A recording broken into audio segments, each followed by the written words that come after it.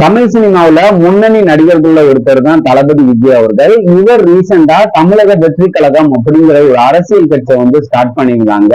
இந்த கட்சியோட முதல் மாநாட்டை ரொம்பவே பிரம்மாண்டமா நடத்த தளபதி விஜய் அவர்கள் முடிவு பண்ணியிருக்காங்க. தமிழக வெற்றி கழகத்தோட நிர்வாகிகள் தீவிர ஆலோசனையில ஈடுபட்டிருக்காங்க.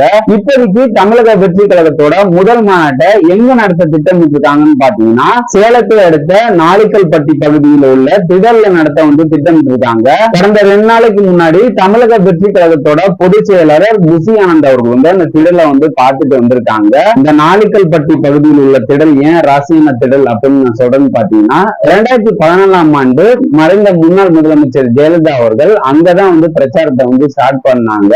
அந்த தேர்தல்ல 37 தொகுதிகள்ல அமோகமா அதிமுக வெற்றி பெற்றிருந்தது. அதே மாதிரி தேமுதிக தலைவர் விஜயகாந்த் அவர்கள் அங்கதான் தன்னோட மாநாட்டை ஸ்டார்ட் பண்ணியிருந்தாங்க.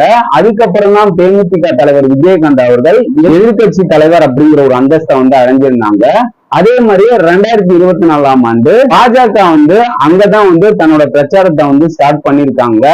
அதனால இப்ப 3வது முறையா நரேந்திர மோடி அவர்கள் பிரதமரா மாறி இருக்காங்க.